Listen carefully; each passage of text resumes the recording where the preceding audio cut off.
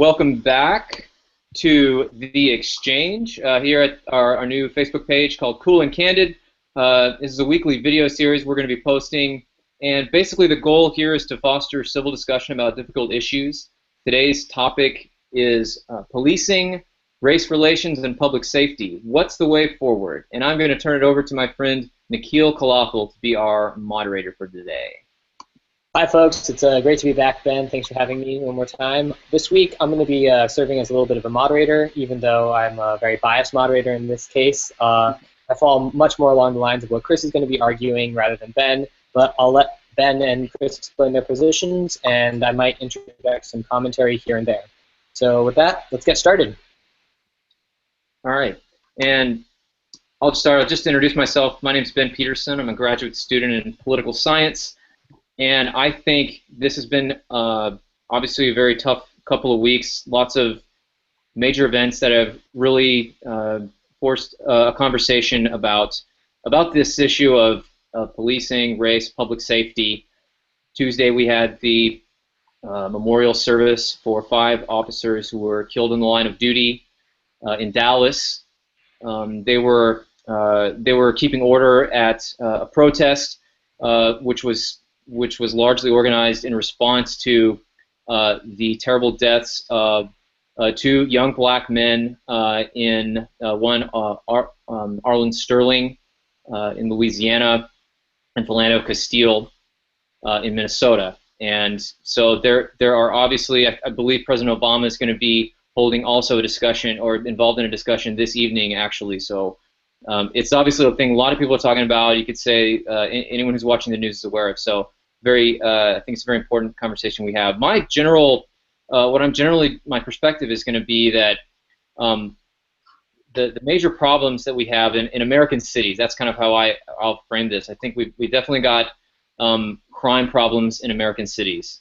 I think those are actually much more significant than the problems of police shootings.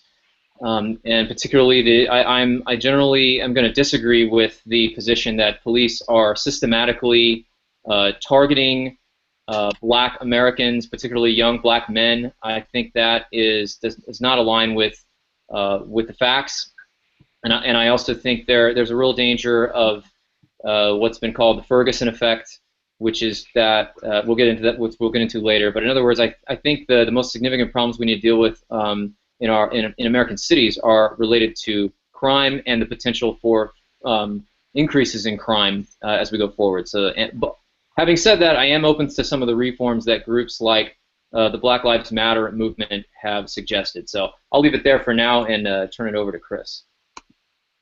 Yeah, so my name is Chris Lund. I graduated from Bethel University studying reconciliation studies. Yeah, I guess where I fall on this issue is viewing the problems in inner city America as a function of our racist history in the United States, and then viewing the violent crime problem in the inner cities as linked to police brutality and general police misconduct. So with the Ferguson effect, while I have become convinced in the last few days that there is a demonstrable rise in violent crime in the last 2 years specifically, I'm not convinced at all that it's because of public protests against police. So I guess we'll kind of get into the Ferguson effect, that debate a little bit more in a minute. Well, great, thanks so much, guys. Just to add a brief comment myself, I also fall in the line of what Chris is believing, and I don't think that the cops are systematically targeting black men. I just think that we have a system that systematically devalues the lives of black men to the point where, through normal policing activities and through the incentive structure that's existing in the current force, you end up with situations where police officers end up using more force than is warranted or more force than is necessary, and there are few to no avenues through which, especially a lot of these low-income and poor black families, can address those grievances and address that misconduct to the point where we have a system that continues to operate in this fashion without showing any signs of change. So I think I'm going to go ahead and ask both of you a pretty question. I think we're going to start out with are cops racist? Is structural racism a major feature of the American criminal justice system, particularly in terms of policing, or is it something else? And I'll let Ben go first. Okay, thanks, Tequil. So this is that comes from the title of a book by a researcher named Heather McDonald, who asked are cops racist? And I think her answer was pretty definitively, as a general answer, no. Of course, there are, I guess you'd say, there are, say, bad apples or there are problems. I think the larger question is the important one. The sort of the claim by certainly people who started the Black Lives Matter movement and many others. It's not relegated just to that group. Is that the policing in this country is systematically organized to disadvantage Black Americans, again, particularly young Black men. Now, again, I think the main point that I would generally say no, that I don't think that the evidence bears that out. I think there are disparities in a lot of areas in terms of interaction with the police, certainly in terms of arrests, certainly in terms of imprisonment. The unfortunate fact is that there's also disparities in terms of convictions of crimes, including violent crimes, including of being a suspect of crime. Young Black men are, statistically speaking, more likely to be involved in crime. Now, as a result, I do think, again, there are also disparities. You can talk about the stop and frisk policies that places like New York City instituted that do, I guess the term, disproportionately impact young Black men in particular. Is implicit bias involved with that? I would say, yeah, it probably is a factor, and I think most people would say. Tim Scott, the conservative senator, mentioned that he's been.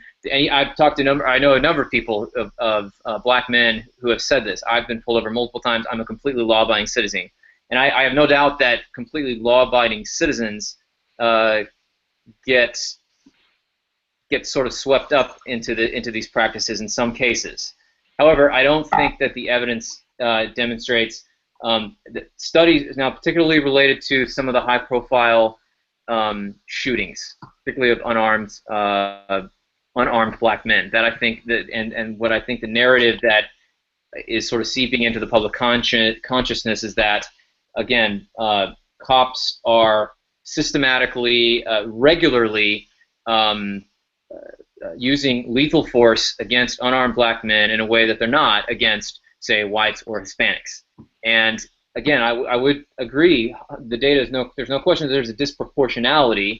In other words, Black men are overrepresented in these cases. However, I think each particular the behavior of the person in question has to be taken into account. And understand, it's never a good thing when something like this happens. I want to be loud and clear about that. I don't think it's an absolute terrible tragedy, and I think cops ought to use lethal force, any kind of force, but in particular lethal force as a last resort. And I think those situations should be investigated. The two. Sorry, Ben. I'm just going to cut you off there and turn it over to Chris to respond. Yeah. So I guess the question being, are cops systematically racist? You could approach it from two angles. One would be maybe on one hand, like, are there some kind of central planners in a back room kind of coming up with a racist strategy and then kind of disseminating that through the police force?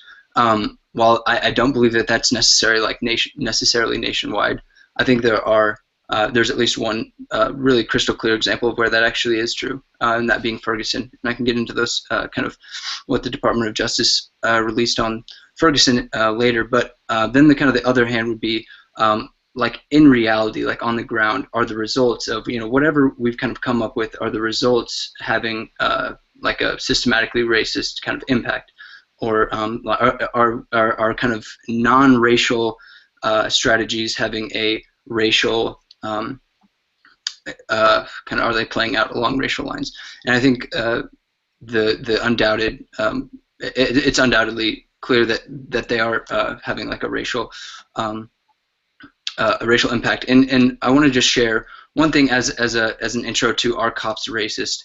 And I don't share this lightly. I'm actually afraid to share this because I have family in the police force. I have friends in the police force, and having these kind of conversations are hard. And kind of sharing what I'm about to share is hard.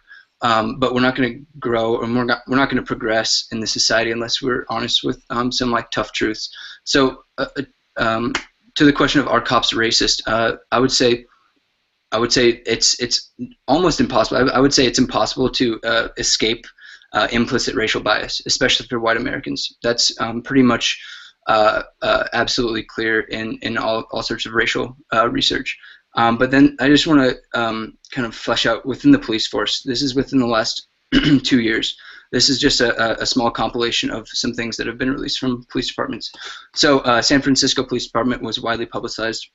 From 2012 to 2013, 19 officers were indicated in a series of racist text messages where they said things like "all N-words must effing hang." Other things included "get your pocket gun, keep it available in case the monkeys return to his roots. It's not against the law to put an animal down." And they also called one of their fellow female black officers, who was the leader of a kind of black officers group. They called her an N-word, B-word, if you will. In Fort Lauderdale, 4 officers texted back and forth about getting drunk and killing N-words.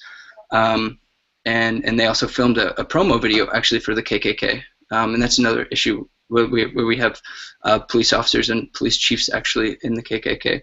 4 officers in Montgomery County Sheriff's Office texted each other about hanging N-words from trees, and then randomly texted each other these words: "I hate N-words, that's all."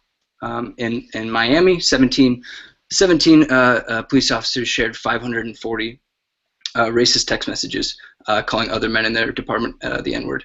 Most creatively, they shared a picture of a Monopoly board with black people on it, and every square says "go to jail." Yeah, so it goes on and on. I don't want to take up too much time. Yeah, I mean, I'm going to just step in here as well, just to move the conversation along slightly. I'm just going to step in. I think both of you have made really, really great points, and I think just to sort of expand upon what Chris is saying, I kind of agree with what you're saying, Ben, that there's no inherent, that by and large, most cops probably aren't inherently racist. But the problem is that we have a lot of rules and laws like broken windows policing, like stop and frisk, and as you mentioned, black males are a disproportionate number of the amount of crime committed because they tend to live in low-income, impoverished neighborhoods. And in order to address these crime statistics, we have the 1994 crime bill, we have a lot of prison bills, and so on and so forth that kind of target black populations to quote-unquote reduce this crime and such. But what happens is that the police then kind of focus their efforts on these black men and kind of propagate and continue the narrative of young black men as thugs rather than as people who are trying to do what they can but are in just terrible situations. And I think that the real problem is that there's no mechanism in the police system right now to weed out these officers that Chris mentioned. You have these instances all around the country, and it happens again and again and again. And the worst that ends up happening usually is maybe one chief resigns to be replaced by someone who's, let's face it, pretty similar to him.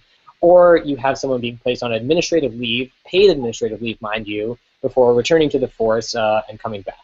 And so there's no way to kind of weed out these so-called bad apples that you talk about. And what that means is that this kind of attitude and discussion about race propagates and spreads throughout the policing system. And I think it's also worth noticing that a lot of police unions around the country have a separate police union for white officers and a separate police union for black officers. And I know that Ferguson is a prime example of this. I just wanted to ask another quick question to Ben, which is, at what point does disproportionality become systematic? Where's the line there? When does a disproportionate representation become indicative of a systematic issue versus just kind of, a skew in the numbers, perhaps?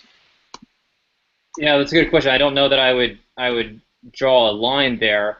I think that what a lot of the studies go, and again, I think we have to be also very careful to distinguish between if we are talking about stop and frisk policy or the kinds of conduct issues that Chris brought up in terms of text messaging and inappropriate racist comments, things like that, versus are young black men in danger just by virtue of being young black men of being killed by police? And those are very different things.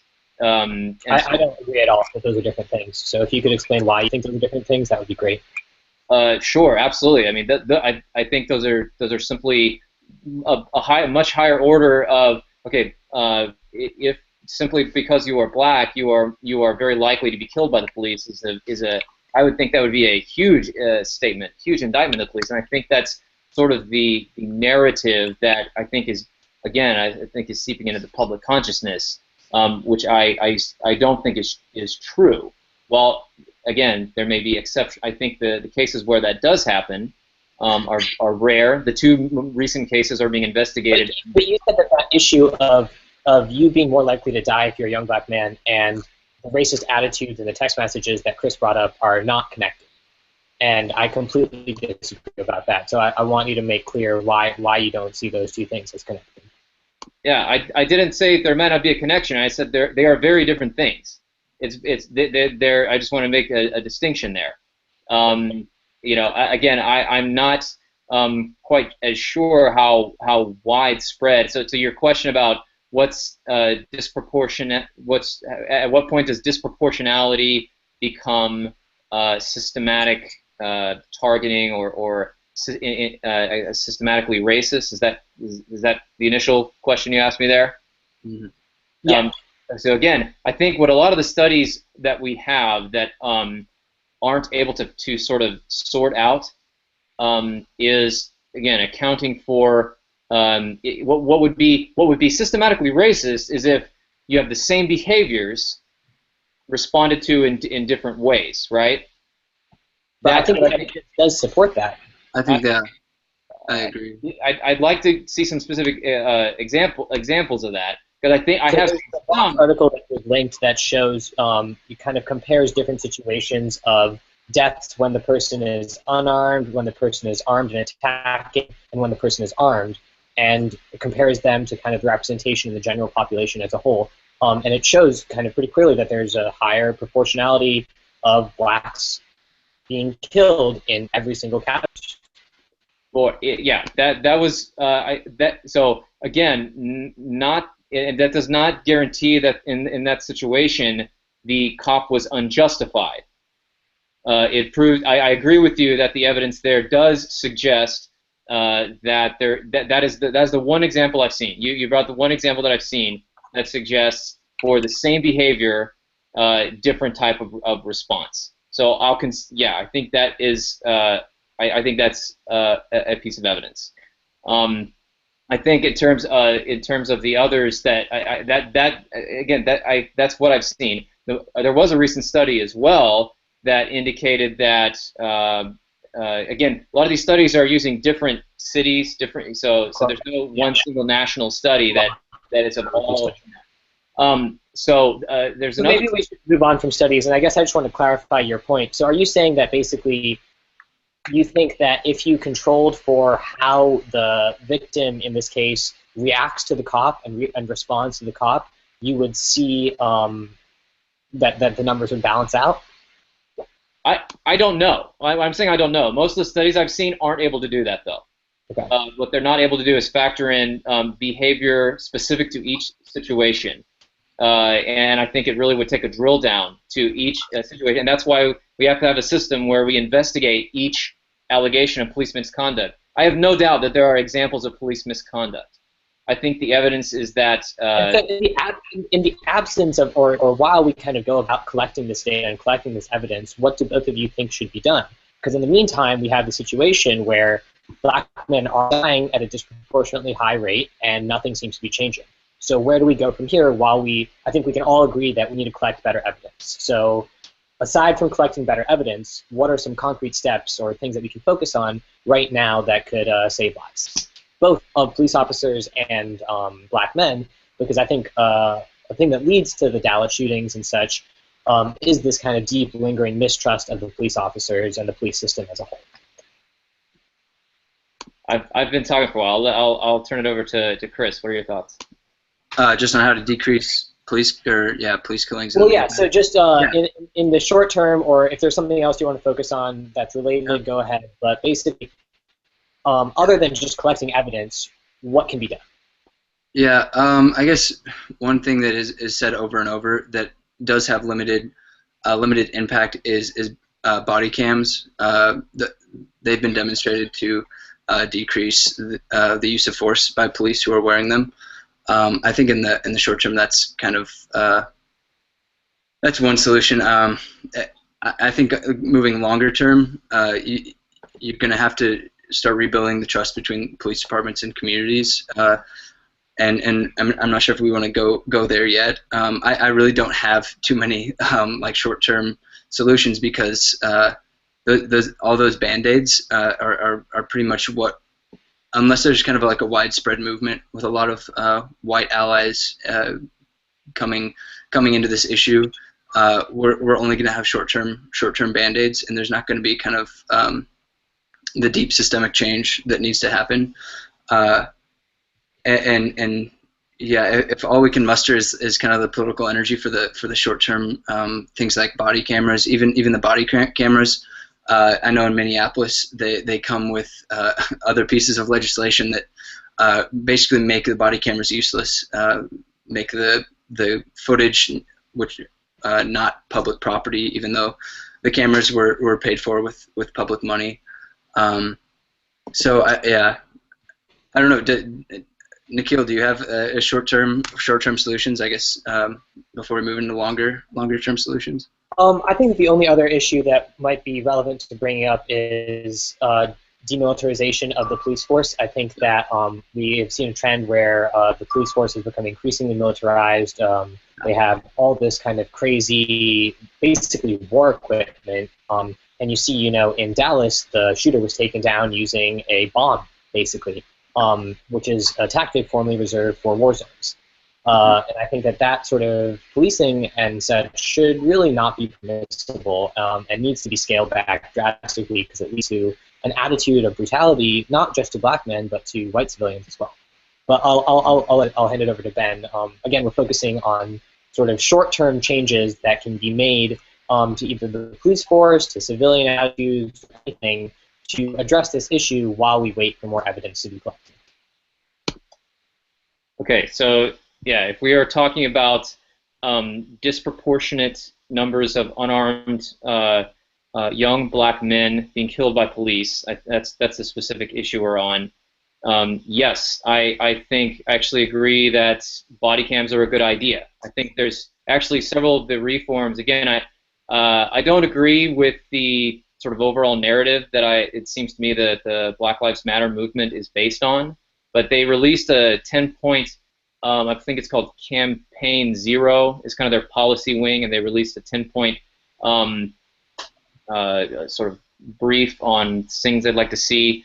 Something you mentioned earlier, Nikhil, I do think it needs to be easier to kind of discipline or even fire cops that are shown to be continually engaged in whether it's brutality or whether it's other issues. So there are several actually several of those reforms that I had a list of here that I think make a lot of sense. Sort of increasing the level of independent review rather than internal review by police forces in questionable cases like that. I think it makes sense. Something de-escalation training. I think most people are, again, several of the high-profile cases that, like we've been discussing, it's certainly true that it's a terrible thing that you look at the video and you say there's no reason someone needed to die in this situation, and so de-escalation training. I think a lot of people are very favorable for that, and I am too. I think that makes a lot of sense. Another thing is increasing. This is something that Dallas Police Chief David Owen mentioned in a recent speech. increasing recruitment of police forces among minorities, kind of building links to communities that are predominantly black, especially. I think that's a great idea. I think that's something that police forces certainly ought to do. Those are a few things. Something.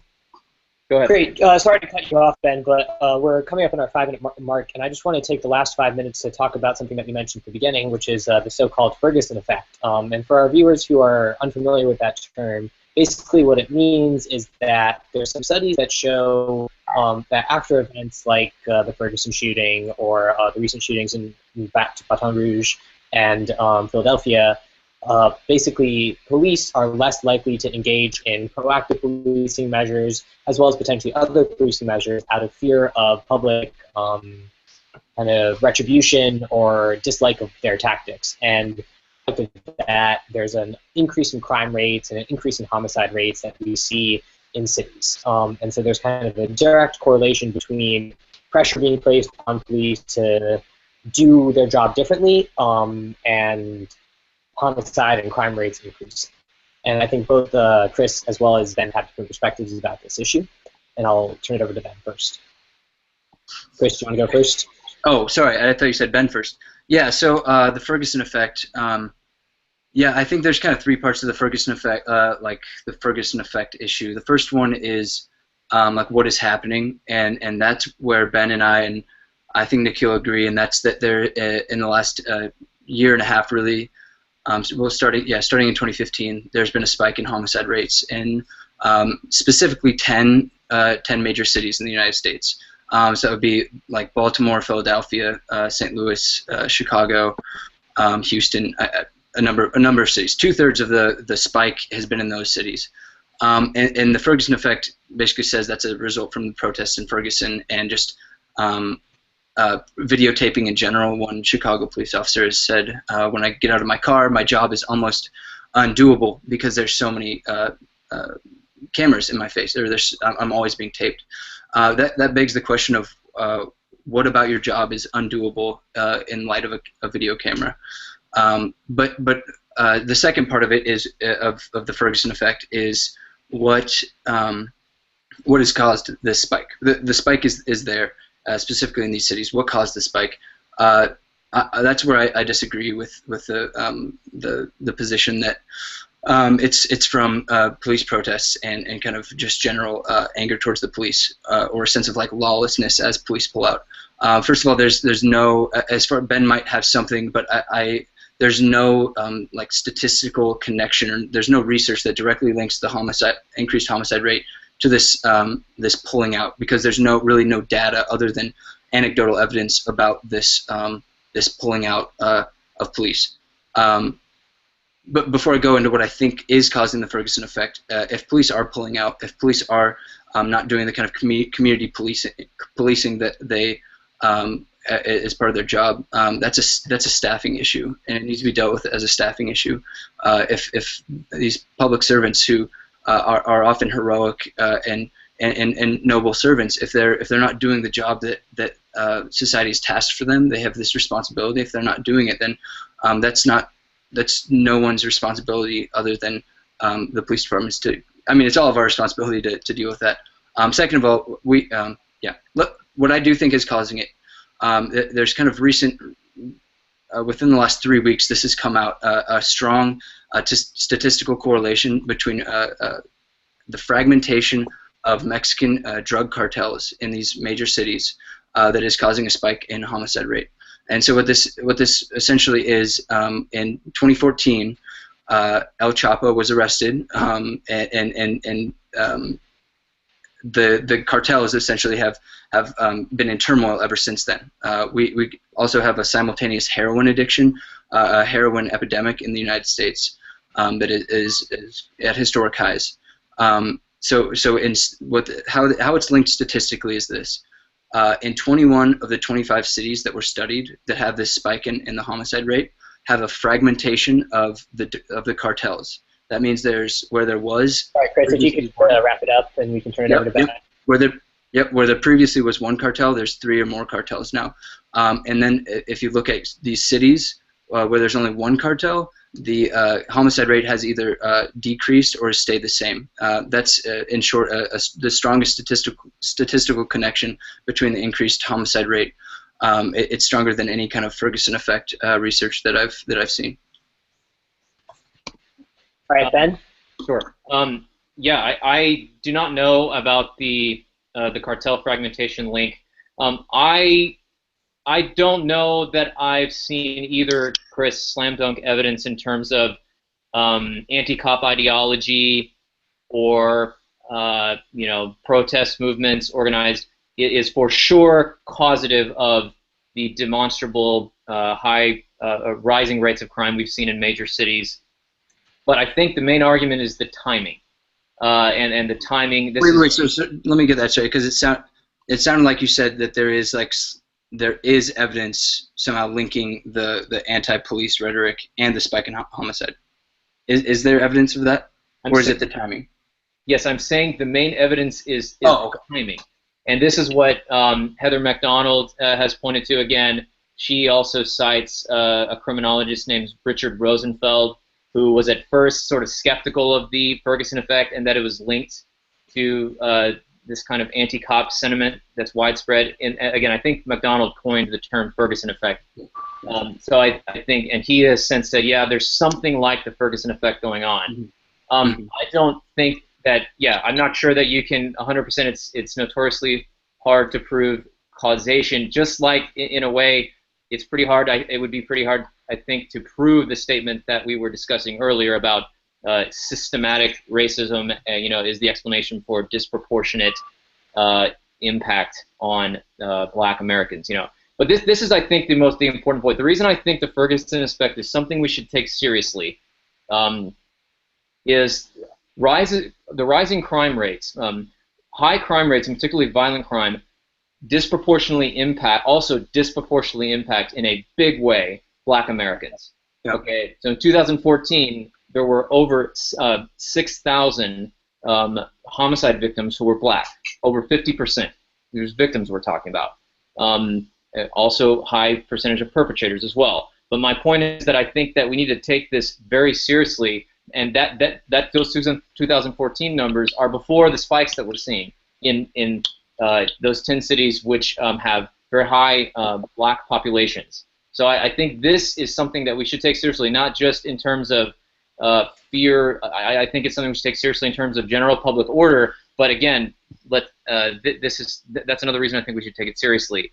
That's one of the major points I want to make. Again, if we're talking about what are the greatest things that Black Lives Matter, 100%. I agree with that as a basic statement. And in terms of versus Black Americans who are shot by police versus other homicides, it's no question what I think we need to be very concerned about. So I think the Dallas, I'm not going to link directly the Dallas shooting to any of the protest movements, but general anti-cop sentiment is on the rise, and it'll be bad for if people begin to act on that, as we've seen, and if it discourages proactive policing, it'll be bad for everybody, not just for any one particular group. So that's my main opinion about that. I think it's super important to link the two issues. These are going to be your closing remarks, just because we're running out of time. So if you want to make your closing remarks as well right now, that would be great. As Ta-Nehisi Coates wrote in the Atlantic this week, the two issues of police security and Black population security, those two issues are like inextricably bound. And he makes the point more articulate than I can. But if police distrust, the public distrust the police, it's really low. That's going to be a dangerous environment for the police. It's in the best interest of the police to reform themselves, not as a threat, but just as like an honest reality. Anti-police violence is predictable if we don't deal with these issues. And hopefully we have more time next week to get into more of the really disturbing realities. But I think it's important for us as citizens to realize that institutions like police departments, police unions, they don't reform themselves. They don't reform themselves from the inside. Power doesn't change on its own. We have to make it change. It's a bitter pill to swallow for police departments, but that pill is going to, in the end, the police reform is in the end going to make our police officers more safe. It's going to make our communities safer as well. Ben, do you have any closing words? You know, I'll just end by saying I completely agree that it is very important to, you know, regardless, we had some disagreements on certain points about whether there are systematic issues or things like that. Regardless, the perception is there, and so I do think that police have their work cut out for them. I think that there's some work to be done rebuilding legitimacy, particularly among predominantly black communities. I think I've seen evidence that they're doing that. Again, David Owen is a great example here in Dallas. There are others too, and I think that's really important work. And so I'll just agree with that police legitimate. We need to have a police that are viewed as legitimate because public order again will benefit all the different communities in the U.S. So I'll just leave it there. Great. Well, thanks so much, gentlemen. It's a productive discussion, I hope. It's a tough issue, and we'll look forward to further discussion. If you have any questions or comments, please feel free to contact any one of us. Yeah.